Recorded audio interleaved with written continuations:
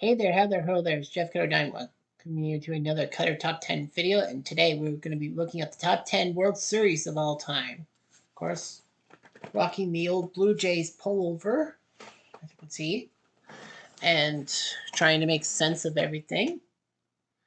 The World Series has been big since 1903. Um, in fact, only the Stanley Cup finals have been longer in the Big Four era. Talked about that. I talked about the NFL finals, well, the Super Bowl, and the NBA finals. Now I got to talk baseball. So these 10 World Series have been fantastic in every shape or form. Number 10, and my basically one bias per listing, the 1992 Toronto Blue Jays against the Philadelphia Phillies. The 92 World Series was good too, as the Blue Jays became the first Canadian team to win the World Series. But 93 was much more drama inducing, if you ask me.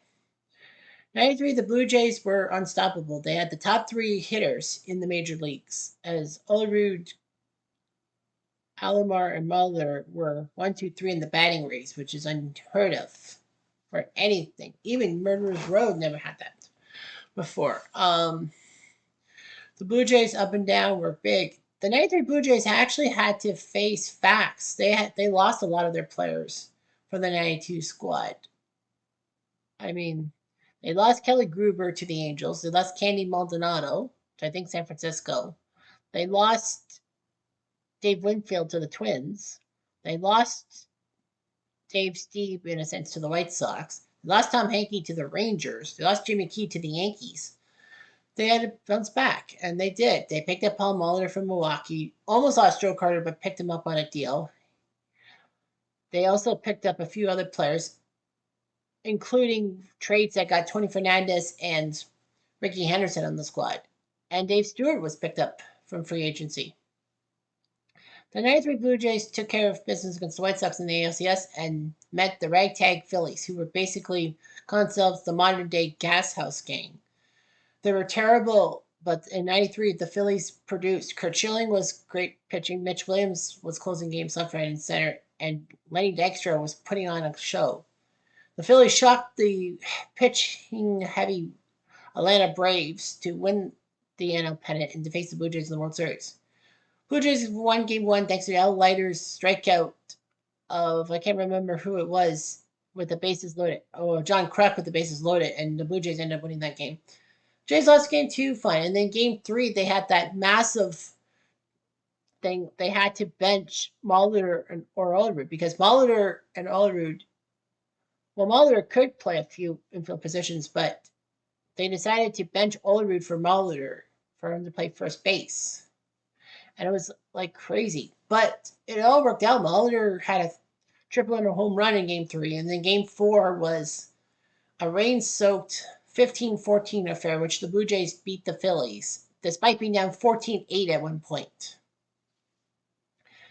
Curt Schilling put up the complete game shutout in game five to force the series back into Toronto, but I think it was the best thing for Toronto because, Canadian pride. Game six, the Blue Jays were down by one, headed to the bottom of the ninth. Ricky Henderson draws a walk on four pitches. Paul Molitor hits a single. It's now him and Ricky on base for Joe Carter, who took a 2-2 backdoor slider and hit it just over the left field wall of the Sky Dome, and basically making both Tom Cheek and Sean McDonough squeal with joy. And of course, that was Canada's moment in the sun. Number 9 is the 2011 World Series between the Cardinals and the Rangers. St. Louis was just one of the worst teams to make the World Series by wins and all that. They actually had to go through what is one of the most harrowing days in baseball history. Game 162 in 2011, because many scenarios in both the AL and NL wildcard picture happened. Of course, this was the year before they started doing the wildcard game. One wildcard per league. The Cardinals crushed Houston and saw the Braves choke against the Phillies in 13 innings, meaning that the Cardinals were going to win the wildcard berth and be the number 4 seed. The Cardinals would take on the pesky Milwaukee Brewers, their division rivals, in the NLCS and somehow pull it out. Well, who thinks Milwaukee would have made the finals? The Texas Rangers were on a mission. They were the 2010 AL champs, but then in 2011 they failed to do better. Josh Hamilton and Nelly Cruz were producing, and the Rangers got through as the AL champs. Texas was up 3-2 headed to a Game 6 at St. Louis's new Busch Stadium. It was one of the greatest games ever played. The Rangers were up 7-5 with 2 outs in the ninth when David Freese came up to the plate and hit a wicket triple over Nelly Cruz's head to tie the game at 7, scoring Berkman and someone else. I can't remember who. But yeah, the Cardinals were down to the last strike. Texas then scored a run thanks to a Josh Hamilton home run to make it 8-7. And then the Cardinals were 1 strike away from losing, and then they hit a looping single to tie the game at 8. David Freese in the bottom of the 11th would hit one to the center field grass over the fence. And Joe Buck, honoring his father, Jack Buck, says, "We'll see you tomorrow night." It was a little biased for Joe Buck because, he was a Cardinals broadcaster at one time. Cardinals then took down Texas in Game 7. It was just a storybook run from a terrible team that should not have been there. Texas learned the hard way. Number 8 is the Wait Till Next Year World Series of 1955, Dodgers-Yankees. But this time, the Brooklyn Dodgers and New York Yankees. People forget that the LA Dodgers, the Dodgers have never been in LA, all in LA.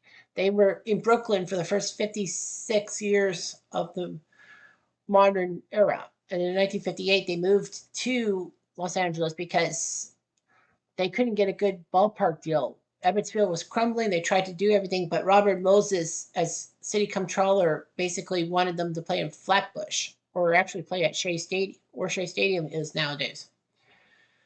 But nevertheless, Brooklyn had fundamentals. They built themselves through integration.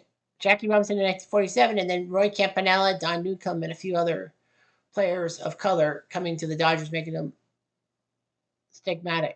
The Dodgers would almost always make the World Series every year and all that. And basically, it was always wait till next year. The cry around Brooklyn. The Yankees were, the Yankees dominant in the 40s and 50s. Yogi Berra was the MVP that year.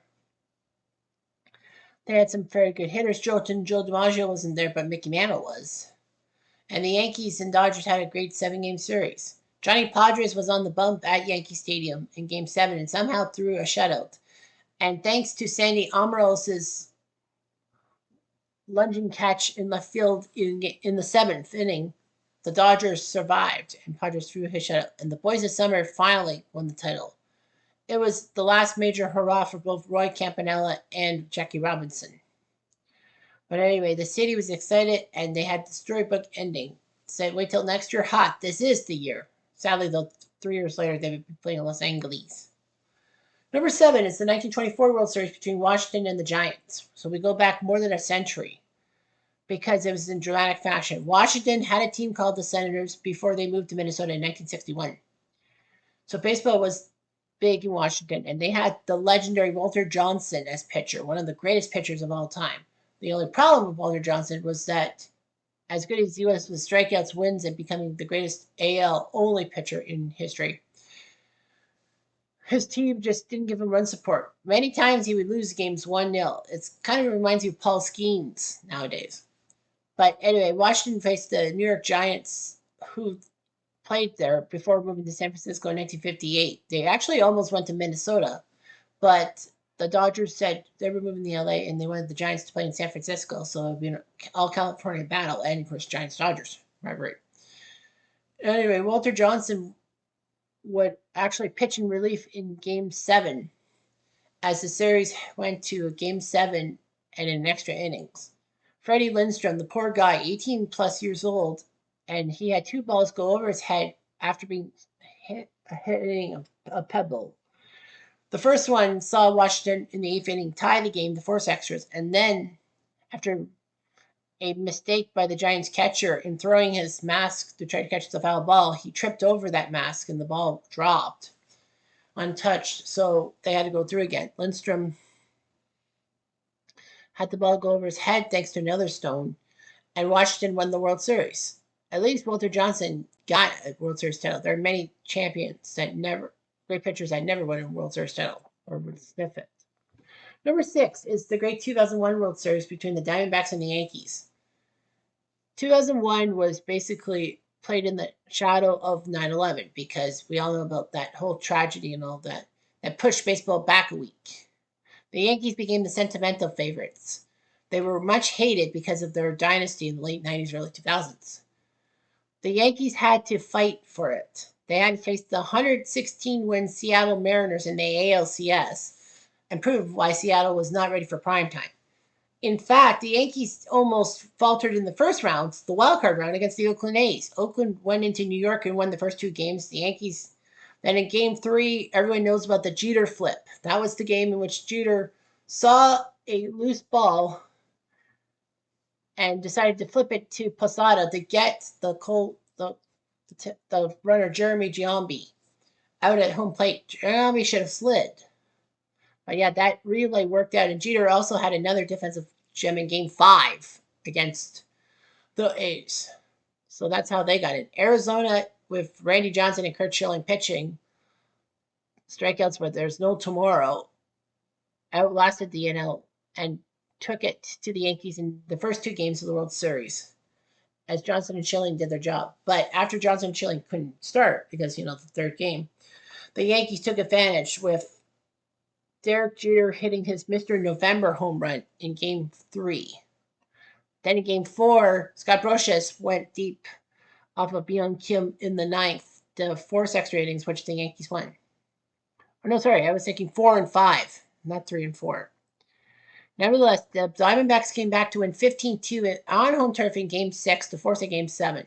It was a legendary battle. It was Roger Clemens on the bump against Curt Schilling. It was 1-1 through 7, and then Alfonso Soriano, a rookie at that point, actually hit a home run over the left field wall. And the Yankees looked good, winning 2-1, headed to the bottom of the 9th. Mo Rivera on the bump. But Arizona used some speed tactics by Tony Womack to ruin Mo Rivera, and Rivera rarely gave up a save. But he didn't. He didn't get the save. And then Luis Gonzalez, with the bases loaded in the bottom of the 9th, floated one over Jeter's head, over the infield, scored the run, and the Diamondbacks ended the Yankees' dynasty in their drive for 4 straight titles. I picked Arizona to beat New York, not because of the whole thing like 9/11. It was because I think Arizona was better. And it also helps that my last name is in the title of Arizona's team. Not on purpose. Number 5 is the 1991 World Series. A lot of people said it was the best played World Series ever between the Twins and Braves. It was very, very tense. 4 of the 7 games were decided by just a run. Only one game, game 5, was a blowout, and 3 of the 7 games went to extra innings. It's also remembered for Ken Hrbek and his shady play lifting the Atlanta runner off first base, which was Ron Gant, to get the out. The Twins took on the Blue Jays in the ALCS and took out my beloved Blue Jays. Well, it didn't have that Joe Carter got injured. The Twins actually were terrible in the AL, becoming the last place team in the AL West. Atlanta also went through a terrible season in 1990, becoming the worst team in the NL. So the Twins and Braves both went from worst to first, in a sense. The Braves had great leadership and a pitching staff that included Tom Glavine and John Smoltz. And no, Greg Maddux was not part of that lineup. Maddux would come a few years later, in 93. But the Twins and Braves used their power, speed, and everything. Atlanta had one massive problem. They didn't have Otis Nixon, their massive speedster, because Nixon got caught with drugs and had to serve a 60-day drug suspension, which meant he had to miss the playoffs. Nevertheless, the Braves took care of the Pirates in Game 7 in the NLCS and would face the Twins for the title. Hrbek did his slyness in Game 2. Twins and Braves had Games 3 and 4 be epic wins for the Braves, back-to-back walk-offs for the Braves to tie the series at 2. Game 5 was the Braves blowout, and then everyone knew that the Braves were going to win. They had to win one game in Minnesota. And the Twins, up to that point, had only lost one game as the Minnesota Twins at home, and that was 1965 Game 7. They won the other 3 games at home in that series, and in 87, they won all 4 home games against the Cardinals. But the Twins had a secret weapon, Kirby Puckett, the pride of the Twins. Puckett made a massive catch off of I think it was a Keith Mitchell pitch or something like that, hit or something. But yeah, he hit the plexiglass and made the catch. That would have been gone in any ballpark. And then Puckett came up to the plate against Charlie Lieberman in the 10th and hit a home run to left field. And that's when Jack Buck exclaimed, "We will see you tomorrow night," making that call for CBS. Game 7 was a scoreless duel. That should not have been a scoreless duel. Well, the Twins, everyone knows about Jack Morris getting a double play to end the 8th inning with the bases loaded. But it could have been so much different if it wasn't for Ron Gantt's base running error.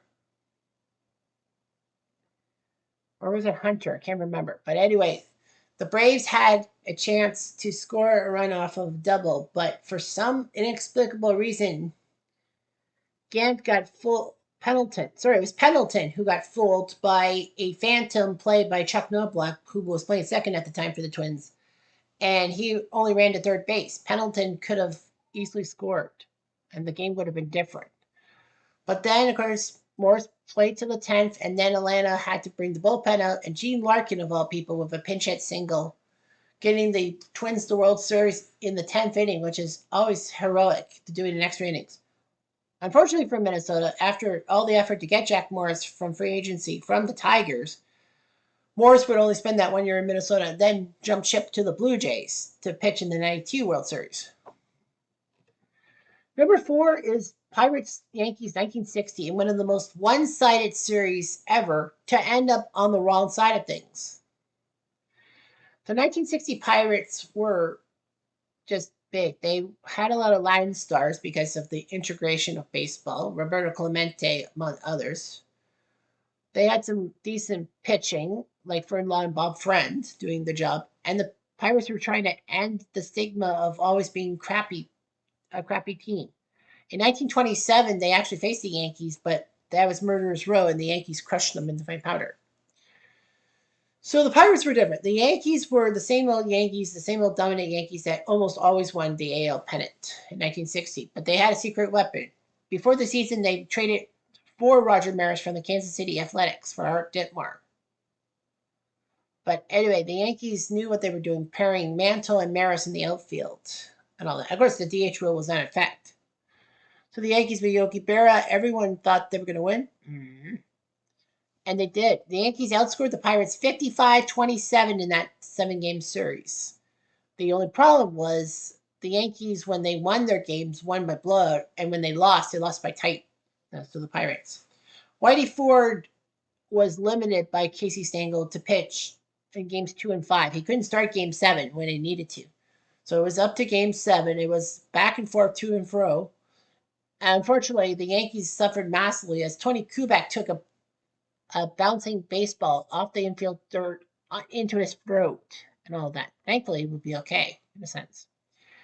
But yeah, Pittsburgh would rally to be up 9-7 on a home run by Hal Smith. But the Yankees scored 2 runs in the top of the 9th to tie the game, and then came Bill Mazeroski off of Ralph Terry on a 1-0 pitch. Mazeroski hits it to left field, and Berra, playing left field, just watched the ball go over the left field wall at Forbes Field. Pirates win the game somehow, in some way.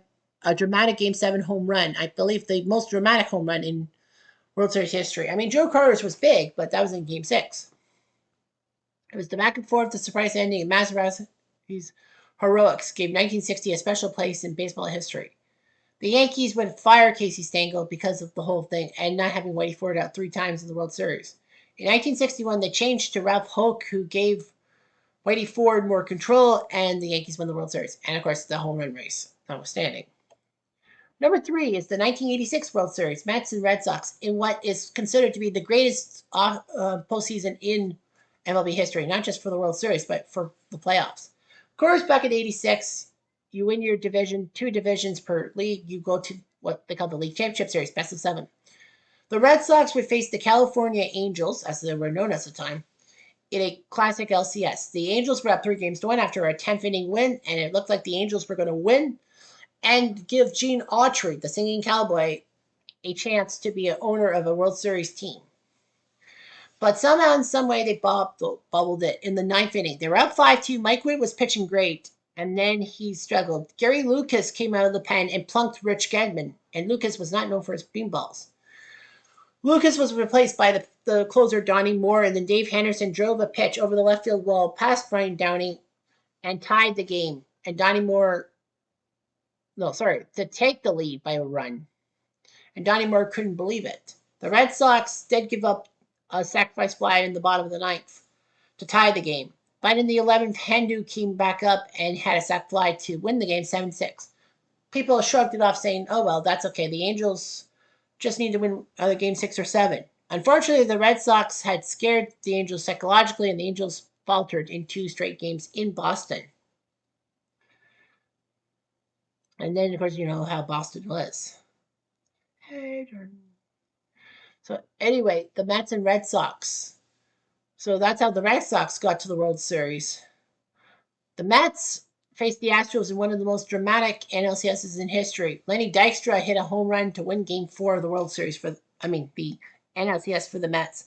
Game 6 was a 16-inning barn burner and all that.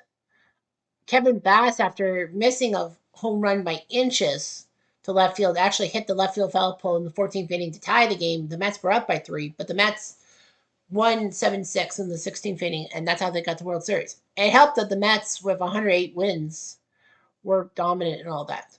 So the Mets take on the Red Sox, and somehow, in some way, Boston wins the first 2 games in New York and are trying to get rid of that jinx. The curse of the Bambino did not take precedence until 1986 when it was in the media landscape. The Mets would win 2 out of 3 in Boston, but they're down 3-2. Game 6 happened. Roger Clemens felt like pitching, but then inexplicably, John McEnroe, the manager, decided to take Clemens out of the game and put a pinch hitter up, who was, I can't remember, I would say Dwight Evans, but that can't be right. It was some rookie, Mike Greenwell, and Greenwell struck out, and the Red Sox couldn't score in that inning. A lot of people said that, that was a dumb move and all that. And Clemens, was having problems, but the only pitch that hit his blisters was the split finger fastball. He could still throw the fastball. And McEnroe said that Clemens asked to be taken out, but Clemens said, no, I wouldn't have been doing that and all that. And that's true. Of course, the game goes to the 10th. Dave Henderson again shows his heroics in extra innings with a home run to left field. The Red Sox scored an insurance run. Buckner, unfortunately, could not drive him home. So the Red Sox were up 5-3. And in the 10th, they've got 2 quick outs, and it looked like the Red Sox were going to finally win the World Series.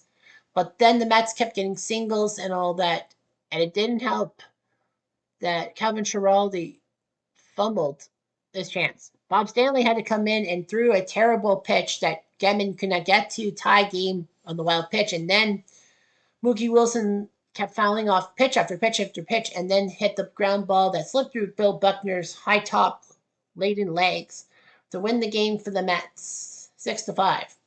A lot of people were upset because Buckner wasn't supposed to be in the game by chance. Every Red Sox victory in the in the postseason, in the 9th inning, McEnroe will take out Bill Buckner, who was hobbling because of stretched ligaments.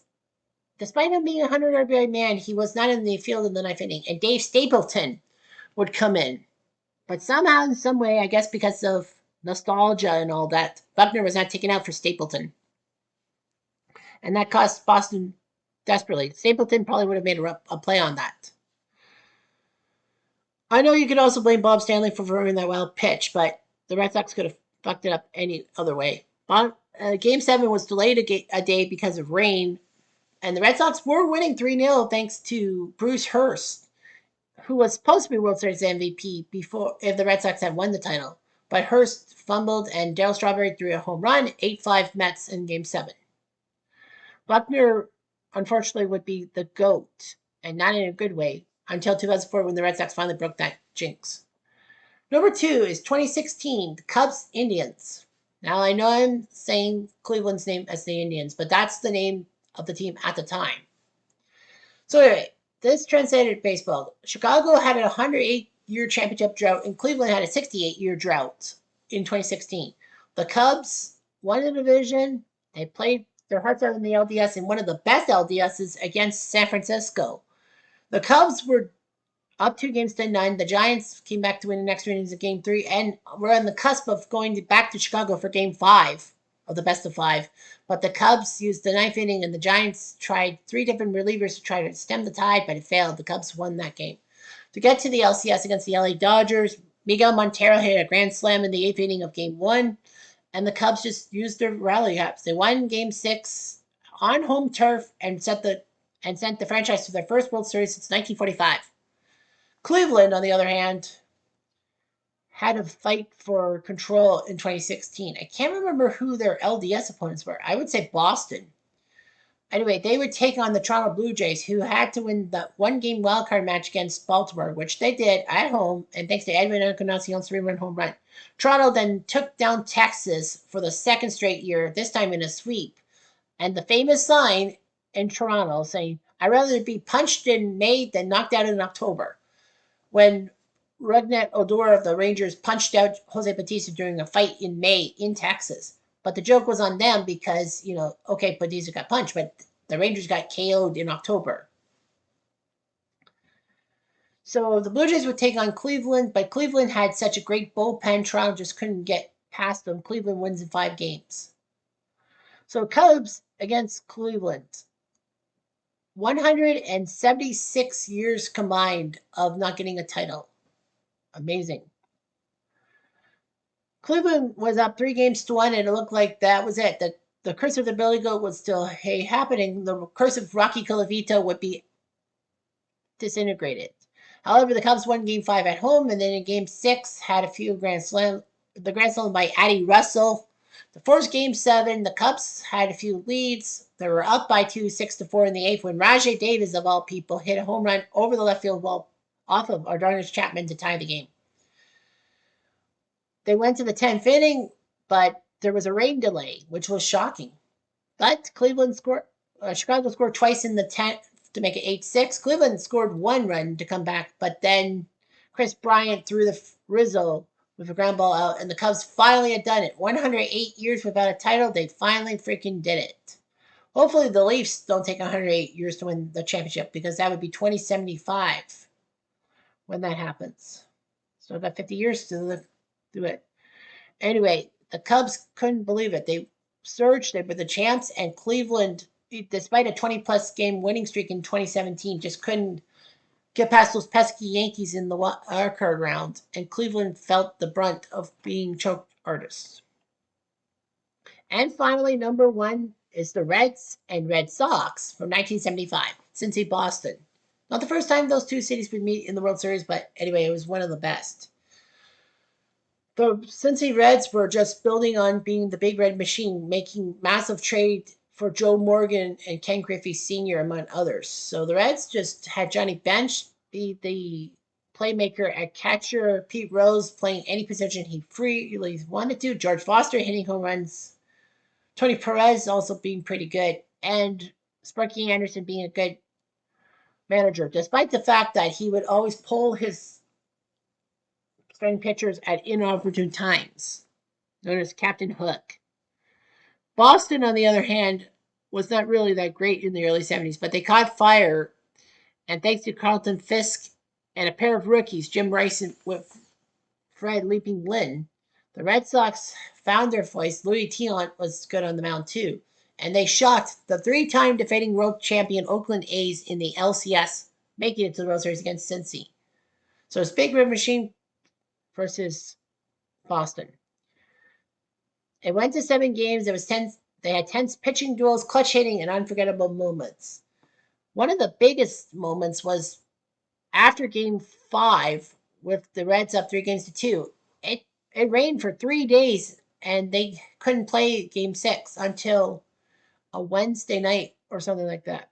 Game 6 was at Fenway Park, one of the best ever. The Reds were up by 3 when Bernie Carble, an ex-Red, hit a 3-run home run in the 8th inning to tie the game, and then Dwight Evans made that amazing catch in the 11th inning, just past the wall, and then doubled up the Cincy runner and got to the bottom of the 11th. Pat Dorsey had to try to neutralize Carlton Pudge Fisk, but on a 1-0 pitch, Fisk took it over the left field wall just fair, and the signature shot of him waving it fair was just amazing.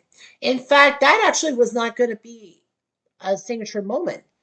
NBC had a camera stationed at Fenway Park to follow the flight of the ball.